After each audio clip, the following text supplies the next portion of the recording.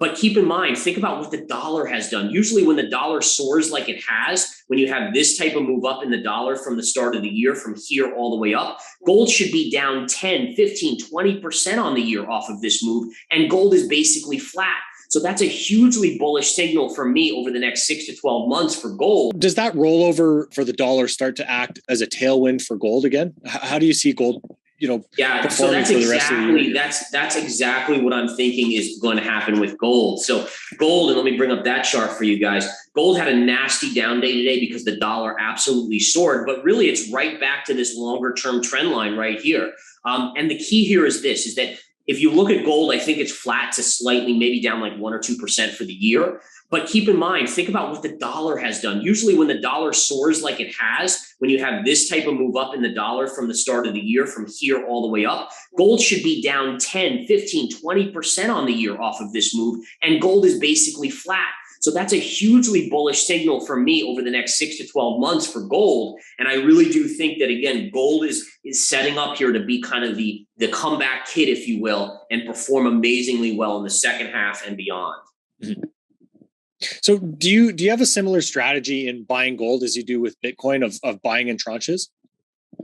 Yeah, so exactly. It's really my strategy now for any time I'm swing trading or buying a longer term accumulation. It's making sure to understand that I can be wrong. A technical level, I mean, people think technical levels are levels made in rock that can't be broken, but I've learned that they can be broken. And so you have to prepare for that inevitable scenario. Sometimes they're not, in which case you have a small position, you make easy money. I always play for the harder scenario. I'd rather be defensive because, again, when you're dealing with a lot of money, you don't want to say bye-bye to that money too easily. Well, even, I mean, whether it's a lot of money or not too much, either way, you don't want to lose it, right?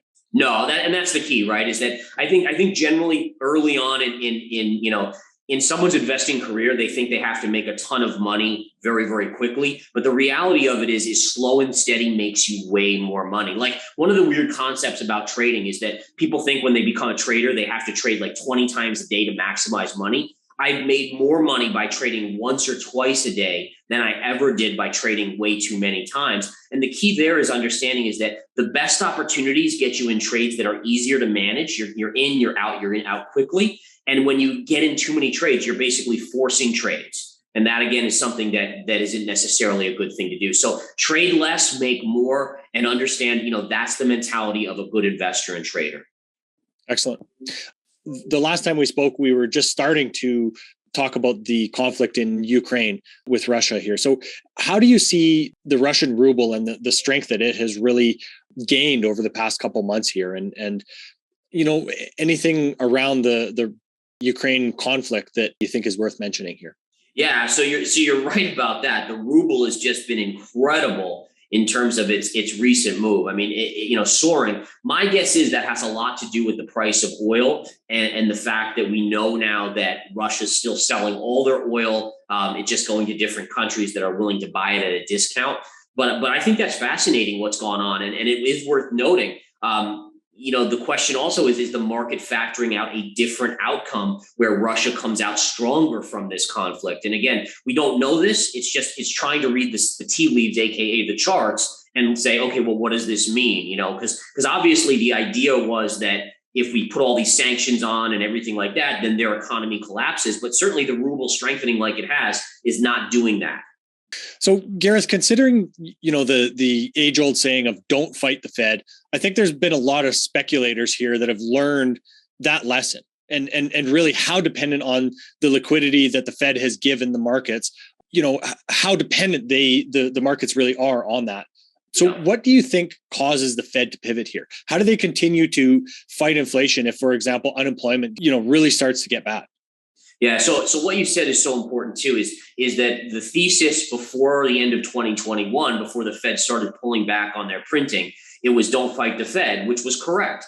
But one of the things that we find out about human nature, and this is the psychology of an investor, is that once the thesis changes and goes against what you want to do, you kind of change your thinking. And you can't do that in trading, just like in life. you have to say, okay, well, the Fed is telling us they're pulling back on all this money printing. So really, don't fight the Fed means get the heck out of the markets or go short the markets. But people are so conditioned to say, well, I just want to make money. So I'm going to say, well, it doesn't matter now what the Fed says. I'm gonna just go along anyways, or I'm going to buy the dips anyways because it worked. But we really have to take the cues from what the Federal Reserve has said and abide by them. So that's a good point there that you make. And then what was your second part of that question? Well, what causes them to actually pivot or become more dovish if they see unemployment really start to rise?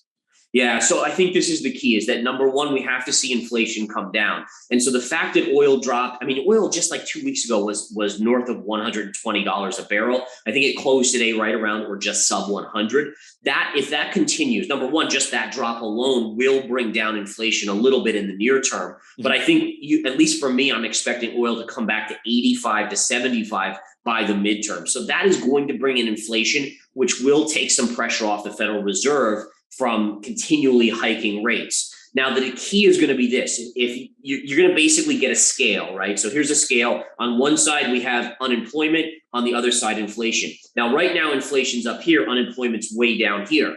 Now, as we see inflation come down, but the economy start to get into recession, you're going to see unemployment rise. Once unemployment is above inflation, that's going to be the greater evil for the Federal Reserve. So they're going to have to attack that by lowering rates and printing money. And what that's going to do is then it's going to push unemployment down, but then inflation is going to rise, right? And so now they have to attack this one, and back and forth and back and forth. Ultimately, each one is going to go slowly higher and higher, though, which is the end game, unfortunately, for the system. And I think, again, by the end of this decade, we're probably close to a depression type scenario. And I don't mean to be all doom and gloom, because if you're a trader, if you're an investor, there's going to be so many opportunities. But I do think the Fed is going to play whack-a-mole with one or the other going forward, and that's going to be a tough scenario for the markets and for citizens in general with inflation. Mm-hmm.